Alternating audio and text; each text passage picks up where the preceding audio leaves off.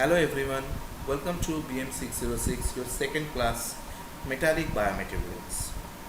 So metals are part of human society from pretty ancient age when we started using metals.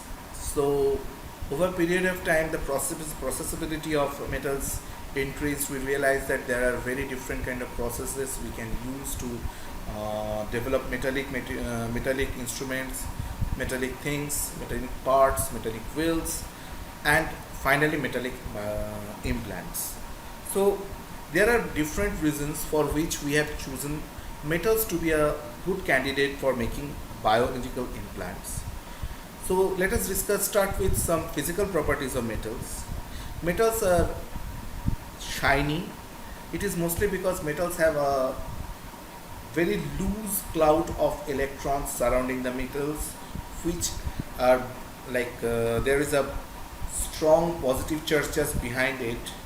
So what actually metal form is a electron plasma. So whenever visible light falls on it, it cannot penetrate to it, but it comes back, because of which metal looks very shiny. We have to understand that whenever a very strong energetic beam, something like an electron beam or an X-ray beam, enters inside a metal, only then it can get diffracted, and because of which we can see some information from the metal. Otherwise we can just see the shiny top surface. Because of those free electrons only, metals are good conductors of heat and electricity. Metals are high density and relatively heavier in nature, and it has high melting point, mostly because metals have the classic crystal lattice structures like body centric cubic structure, face centric cubic structure, or hexagonal structure, because of which the packing factor of a metal crystal lattice lies between 0.68 to 0.74, which means only 32 to 26% of a metal crystal unit cell is vacant. Rest of the portion is always occupied by metal atoms. So because of which it's very highly dense. Metals, because of this free electrons and all, metals can easily, one layer of metal can move around the other layer, so it can easily slip from one atomic plane to another atomic plane, because of which metal has two important properties: ductility and malleability. Ductility means most metals can be drawn out into thin wires. Malleable means most of the metals can be hammered into thin sheets. So these two processability we can discuss a little bit more in detail, because that processability is a major factor which makes metals so important in device industry. So if we look at right side, the stress versus strain curve of a metallic implant versus the straight line going up is basically kind of a ceramic material. So for any material to start with, the stress versus strain region mostly has a linear area where it follows the classic Hooke's law, which is stress is proportional to strain. Now, because of that linear relationship up to a limit beyond which a ceramic material fails, it is called brittle.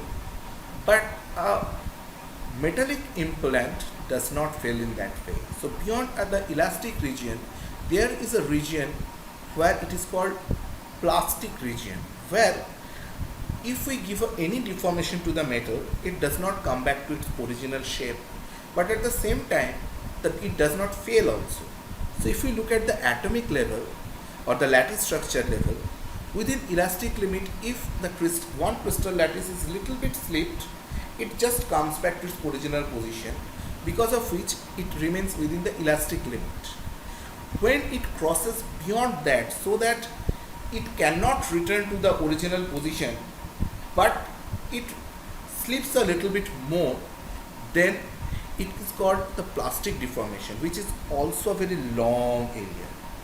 Now the last part, when we apply enough stress so that one atomic plane just gets detached from another atomic plane. So basically we are breaking the strongest bond possible, which is metallic bonds. So when we can do it, only then it goes for a fracture, which is at this point when a metallic implant fails. Now, why I am talking about all of this is this stress versus strain curve. The area under this curve for any specific point, say this point, the area under say this point to this basically tells you the energy applied, how much energy is used for doing this much deformation. Interestingly, if we look at the, sorry, I just need to go back to this slide. If we go back and we just see this plot where we are applying heat, how this stress versus strain curve in a metal changes. So if it is, look at this, because the temperature is actually in this way. So this one is having lowest temperature and this is the highest one. So if we are applying at low temperature, a metal can withstand higher amount of stress, but the amount of strain it can withstand or the deformation it can withstand is really low. Whereas if we apply higher temperature or more heat, it can withstand less stress, but it can withstand much more strain, which suggests us whenever we see it in a metallurgical workshop or somewhere, that if somebody is making a sickle or a sword or something, where we hammer a metal plate into a thinner one, a sharper one, what people do, they make it red hot and they started hammering. So if the temperature is higher, it can withstand more strain, so it can get more deformed before it fails. At the same time, you need to apply less stress. That means basically you don't need to hammer that hard if it is already hot. So that is in terms of malleability. Ductility, and we also should remember one thing, malleability is deformation always under compressive stress, that is we are applying hammer or something, and ductility is measured always under tensile stress, that means we are pulling it to make it a wire. Now let's go to some other important concepts for the metallic biomaterials.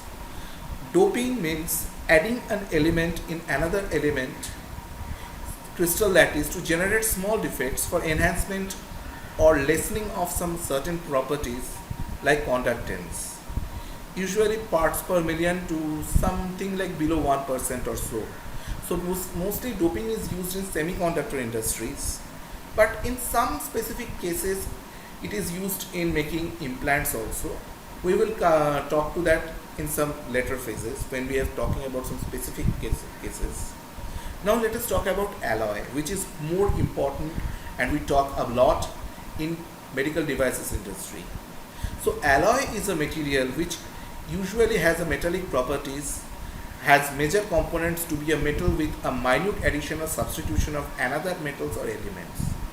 Usually an alloy is composed of more than one metal. So basically alloy means you take one metal, and of course I should, before I talk about what is a alloy, we should definitely talk about requirement of an alloy.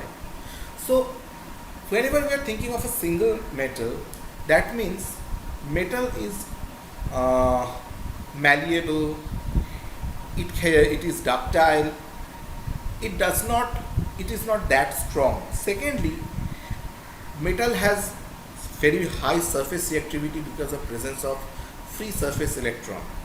So in the environment of tissue fluid like salt water, blood and all, it can react very fast to make metal oxides and say for example iron oxide, which is basically rust, so which can create a adverse effect. It can corrode the metal, and finally the metal can fail because of weakenings of structure. So that's why one metal is mostly mixed with another metal. So as the structures are basically now entangled, the metal, one metal lattice is mixed with another metal, so now it is relatively tougher. Secondly, there are some metals which can easily form a protective oxide layer surrounding another more reactive uh, metal, because of which this rusting or corrosion can be stopped. Now, when we are making alloys, we have to understand that alloys are basically mixture of metals for sure, but it might not be homogeneous. So whenever we are mixing two metals, it may be in, say, liquid phase or maybe in powder phase, and then we are sintering it together, we have to understand that if there is a non-uniformity in the crystal structure, in the chemical composition, in the lattice structure of the alloy, then where till which there is uniformity, it forms one phase, then there is a phase boundary, then another composition starts. So an alloy is basically composed of multiple phases.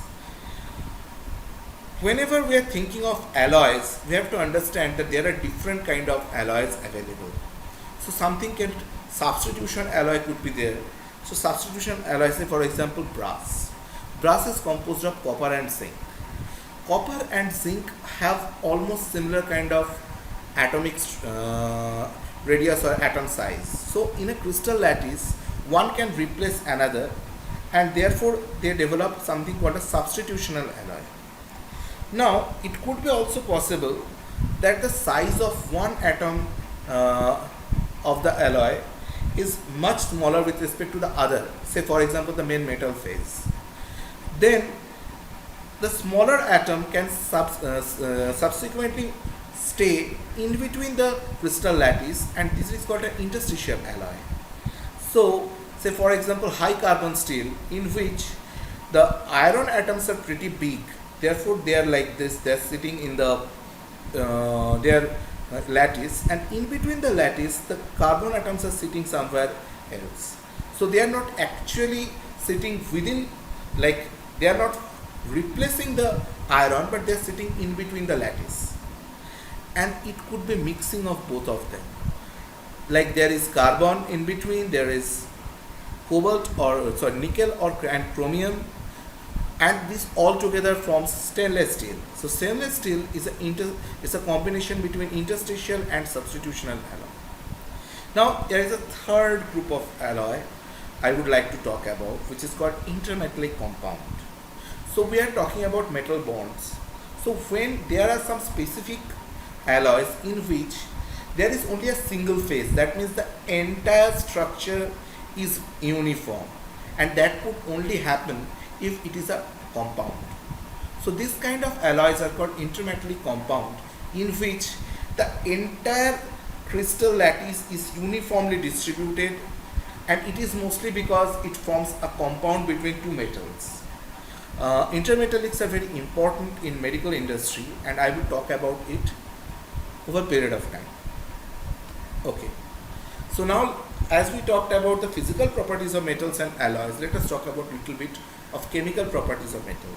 So I told metals can easily lose electron, it is surface reactive, it loses its mass or corrode easily, and corrosion is basically in presence of humidity, salt water, oxygen. It just forms oxides and starts getting corroded. So basically it forms the electrochemical cells in the metal itself, where one area it forms oxide and the other area, like here we can see that in the anode regime it is accepting electron, and in the cathode regime it is emitting out hydroxyl ion, and it goes on in a vicious cycle until and unless a major portion of the metal forms a combination of metal oxide and water. This rust, whatever it is, I mean we know what is rust, that's not the thing. Rust can create very high amount of immune response and inflammation in your body. So that's why pure iron is never used as an implant inside your body. So there are methods by which actually we can save metal from getting corroded. For example, say coating of polymer or ceramic based materials like polyurethane, alumina, carbon fiber. We can do something called a galvanization or cathodic protection. So we protect the metal by coating it with a more electroactive metal which works as a sacrificer layer. For example, coating of zinc over steel. So as we are coating zinc above steel, so until and unless the entire zinc layer is completely degraded, the iron doesn't get exposed to the environment. There could be anodic protection where you protect the metal using very less electroactive material like say tin coating on steel. So as it is very less electroactive, therefore what happens is, like in the very beginning there is a surface oxide formation, and after that it doesn't prolong to be electroactive. So this electrochemical cell reaction, whatever we are seeing here, it just stops. We already can put a oxide coating on the metal so that the environmental oxygen does not penetrate inside. For example, say we put vanadium oxide layer on titanium implants. So we do some specific methods like chemical vapor deposition or CVD. We can do plasma treatment, because of which we can put a inert material coating. Say for example, in some cases some implants are even coated with gold, because gold is very inert in nature. It could be platinum, which is very inert in nature. So let us talk about some metals which are used for biomaterial application. So stainless steel is one of the major choices for making medical implants because of its very high toughness, very strong nature. Moreover, it is easily available. Most importantly, it is one of the most widely used material in the world. So people know a lot of processes how this can be converted into an implant. Stainless steel is also proved to be one of the most corrosion resistant alloy, which can stay for very long time inside the body. It has been tested over a period of time for making tubings, for making boilers. So we have seen heat, humidity, oxygen. It can get protected from all of this. So therefore stainless steel is a very good choice for making biomedical implants. It is used in bone plates, bone screw. It has been used in the hip implants. It has been used in surgical tools. It has been used in other form of metallic implants, say for example knee and so. More importantly, it can be used and processed in a very different method. Say for example, here people have used powder metallurgy route, where metal powders are mixed with some polymers and it has been molded. Once it is molded into some specific structure like this, it is taken out from the mold and then it is sintered in very high temperature. The entire polymer goes off, creating such porous structure which could be useful for metal tissue interaction. If you remember from the previous class, we try to enhance bioactivity of an implant so that tissue can go inside and create morphological fixation. Now you can see in this figure, actually tissue ingrowth and morphological bonding actually has happened in the porous structure. So there is tissue already inside the porous structure, because of which it is now pretty much strongly implanted. So this is how we can ensure that material can get easily fixed and this implant doesn't get aseptic loosening. Cobalt chromium alloy.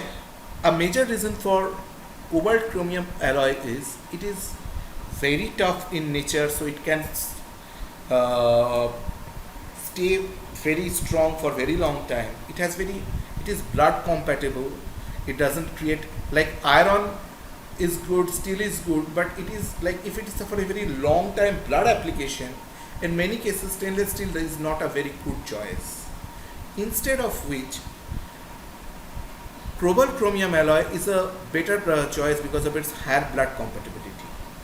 Moreover, the best reason for which we choose a cobalt chromium alloy is high fatigue resistance. This term is very important in some specific applications, say for example heart valve, knee implant, which is going to be used for very long time, which will go through a very long time of cyclic load. So we have a lot of mechanical engineers in this group who might appreciate that whenever we are testing some material, most of the cases we test tensile test, we test bending, but often we forget to test one more thing, which is the fatigue resistance.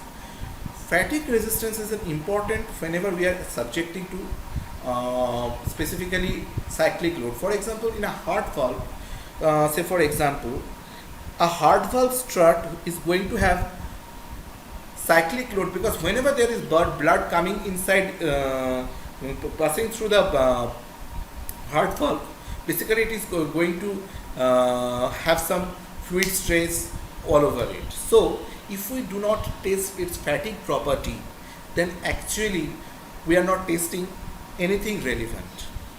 And mostly the fatigue test, it passes through like a cobalt chromium alloy. Say for example, Haynes 25 is a very famous alloy for making heart valve. It goes through at least 10 to the power 6 to 10 to the power 8 cycles in its lifetime. Only then it comes to the market. So there are, I am talking about knee implant and heart valve. So this is basically a knee implant. If somebody has a arthritis, that means in between the bone of the knee there is a cartilage coating which gets destroyed, and bone to bone contact happens, because of which there is a severe pain. So what people do is remove this entire cartilage section, they cut the bone a little bit smaller and just make it plain, in which they put one femoral component of a metal and a tibial component, in between which they put one plastic or a rubber spacer. So these two metals are basically made of cobalt chromium alloy. Heart valve replacements are happening, replacement people are trying to do from 1960s onwards. There are different models, except the biological models, like I'm not talking about the porcine valves or something. The mechanical valves are like this caged ball valves, tilting disc models, those are there. In case of a caged ball, this occluder component is made out of metal. Say for tilting this housing strut is made out of cobalt chromium alloy. During this time, again, last like my previous class, I would like to talk about another success story of indigenous heart valve. TTK Sri Chitra Tirunal Institute's mechanical heart valve, which has been already in the market. This heart valve has been prepared using this Haynes 25 alloy, and it is pretty good. I mean, with respect to the artificial heart valves available in the market, say for example St. Jude heart valve, this heart valve is also very good and available in much cheaper price. As St. Jude heart valve comes in 1.5 to 2 lakhs rupees, whereas this comes in 30,000. So once the cobalt chromium alloys are over, now let us talk about titanium alloys. Titanium alloy and titanium based implants are currently gold standard available in the market. It is because of some specific reason like very high corrosion resistant, it is significantly bioinert, it is hemocompatible. Mechanical properties are very close to biological heart tissues. Highly active titanium is completely surface passivated by aluminum oxide or vanadium oxide, which I was talking about, oxide layer formation.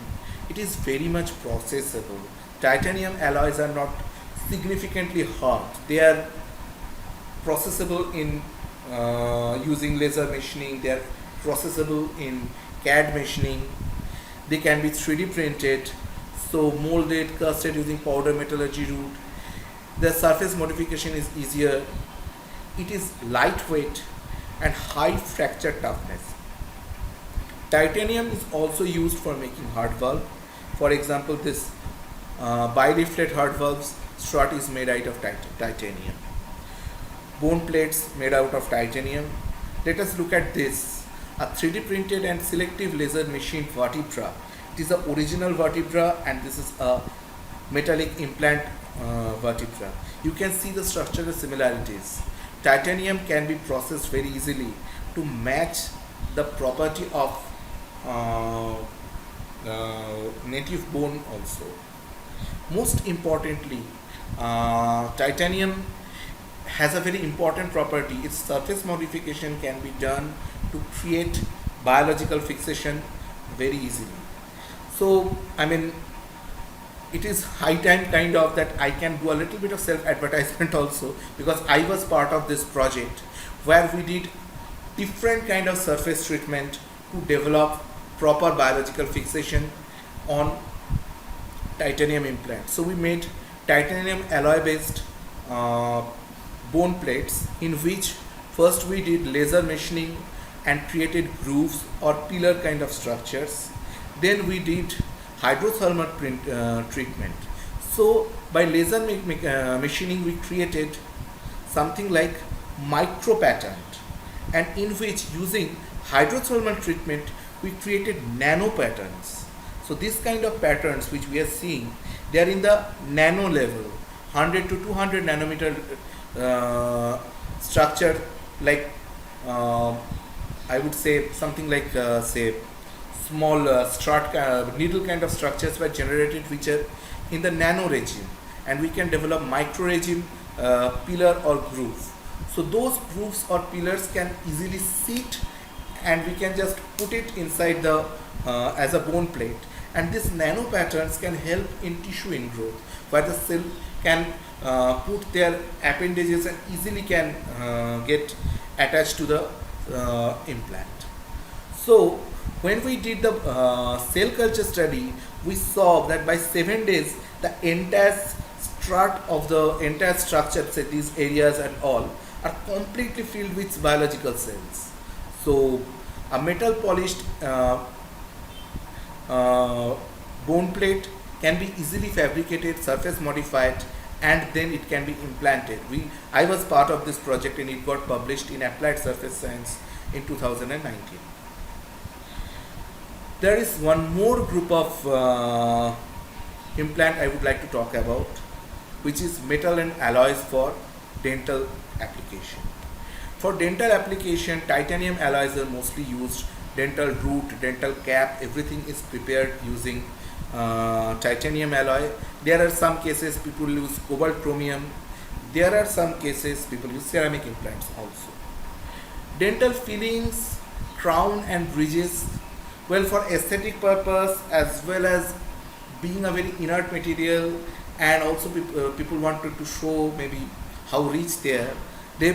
Traditionally and for a long time, gold has been used and silver has been used in dental implants. Amalgam is one more very important or very relevant kind of material I would like to talk. It is used for metal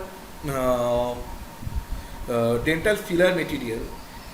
Speciality of amalgam is it is an alloy of mercury, which has around 50% of mercury, 35% of silver, and rest is copper and tin. Mercury is liquid in room temperature, but whenever we are mixing silver, copper and tin, interestingly, amalgam gets solidified, and once solidified it remains in solid state in room temperature. Best part of this amalgam is its compressive and shear stress resistance is very high. But of course, mercury is toxic. So there is always possibility that if the amalgamation or the alloy formation is not done very well, there is leaching of mercury which can be poisonous. Now I was talking about the intermetallic compounds, and when I was talking about that intermetallic compounds, I told that it has a very important role in metallic implants. So nickel superalloys, among them one of the group of the alloys is called shape memory alloy. So I was talking to you that there are intermetallic compounds which actually forms a complete single phase, which means every unit cell has same structure. So up to a limit, this structure, what it does is very interesting. So it has two different phases in two different temperature. So at cold condition, you can give it a deformation, and then it can, when you heat it back, it can come back to its original shape. So what it does actually, at high temperature, say in 50 degree, it might be having a specific structure. You put it in a specific shape or machine it or something like that. Then you cool it down and apply some stress to deform it. It takes the deformation and gets into a deformed structure. Once you put it in the hot water, or say in a higher temperature, it again comes back to its mother phase or austenite, whereas when we deformed it, it was in its daughter phase, which is martensite. In crystal level, or say in an atomic level, what is happening is basically when you are in a low temperature, when we are deforming it, the deformation is having in the lattice level. It is not that some portion is some crystals is slipped over another, but individual unit cells are deforming. When we are giving it back, when we are increasing the temperature, it is actually trying to come back to its original shape. So the entire structure gets deformed into its original structure.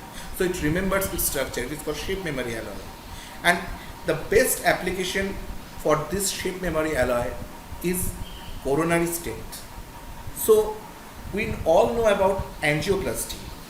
So whenever there is a plaque formation in a blood vessel, in a heart or somewhere, what we try to do, we put a catheter and we when the reach to the occlusion where lipid or something actually just occluded the blood vessel, we reach it there, we put the balloon and we open it up.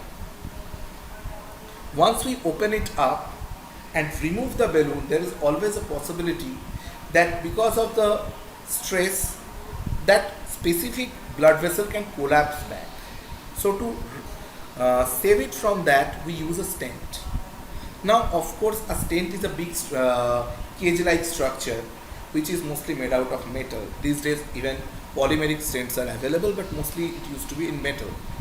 And if it is a metal, how we are going to take it from, say, a thin catheter, even taking a thin catheter till the artery near or vein near the heart is difficult, and how we are going to take that big structure. So what people used to do, they used shape memory alloy over there. So they took this, they made this structure at high temperature, in hot temperature, say 37 degree or 40 degree, which is basically body temperature.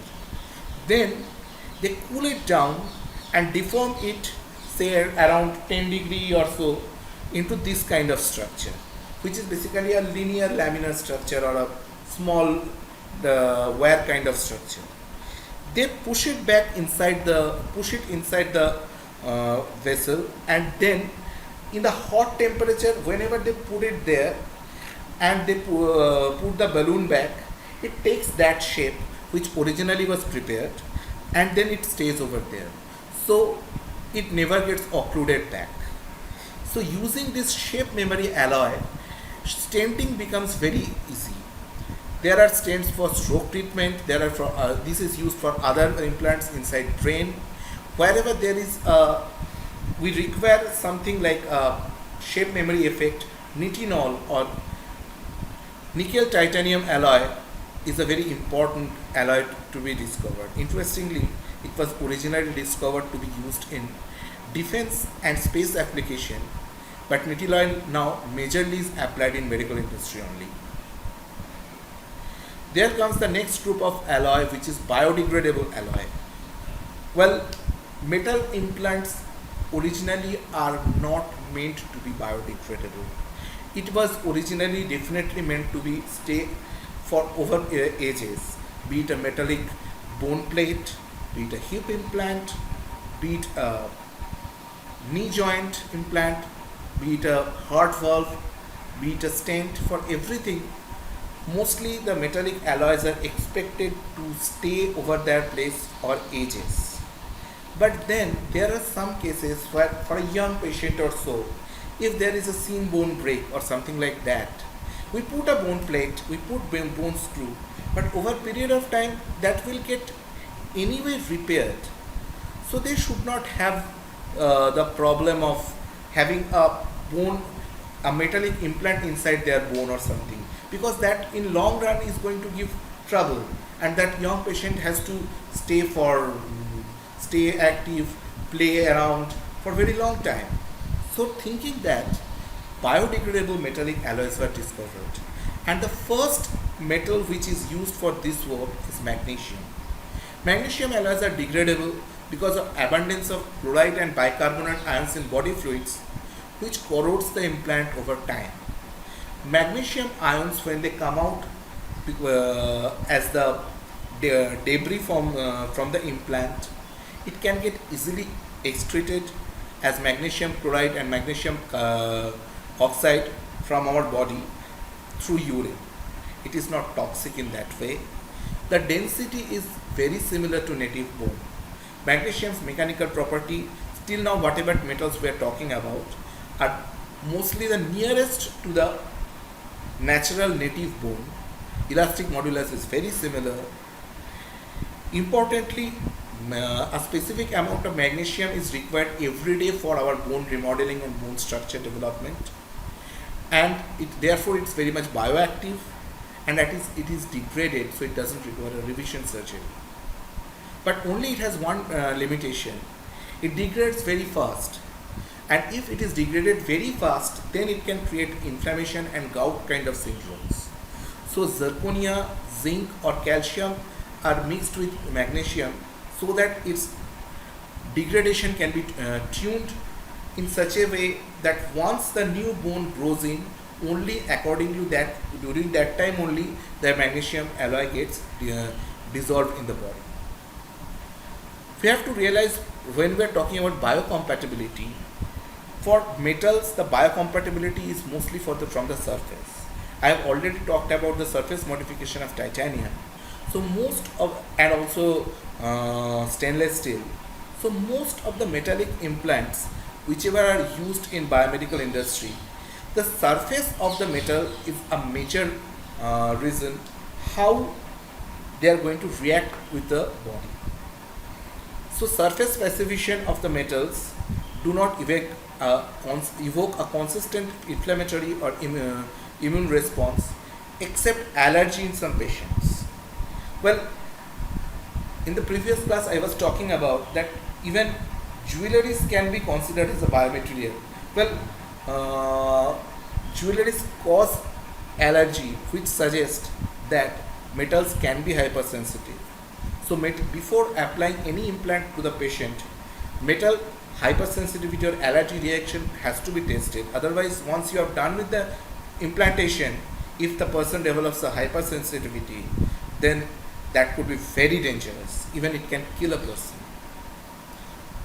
Before applying or using any metallic implant, the surface charge and contact angle, that means basically whether the surface is hydrophobic or hydrophilic, that makes a major impact in biocompatibility of a metal. So surface charge and contact angle actually suggest whether water can stay on the metal. If the water cannot stay, mostly the important biomolecules cannot form bond. So basically, which means biological infiltration of the tissue might be less. And when that happens, there could be other problems related to metallic implants. So the pathological condition which involves metallic implants are, one of them is infection. So mostly the metallic implants takes a very long surgery, a strong surgical procedure, like say for a hip implant if we are using, that means we have to take out the original broken bone, we have to chisel out, create a groove, put the metallic the femoral tail portion inside, put the cup. So it's a very long procedure. So there is always a possibility of initial infection, and during the long time when the patient has to be bedridden for recovery from the surgery, there could be also infection during that time. So whenever there is an infection in a metallic implant, one thing which happens often is formation of a biofilm. Whenever there is a biofilm forming bacteria infects a metallic implant surgical wound, there is always a possibility of antibiotic resistance, specifically if the patient is in hospital. So that is one important pathological condition we should always taken care of. Whenever there is a metallic surgery, the metallic implant should be properly sterilized. The patient bed should be properly sterilized. And when whoever is handling the patient wound, changing the bandage or everything, they should be very careful about the infection. There comes one more problem called aseptic loosening. So we know that whenever we are putting a bone implant, we put the cement and then we put the bone. Or say for example, if we are not putting the cement, at least we mechanically fix it.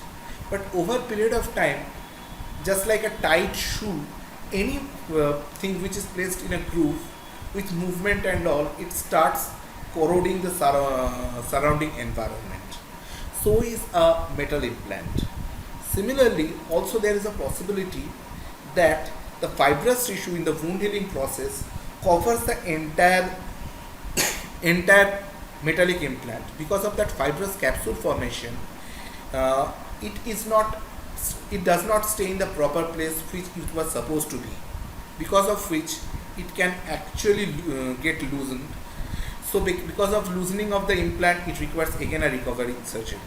We have to reopen the place, we have to fix it, and then again we have to suture it up. Stress shielding is one more pathological condition specifically related to metallic implants.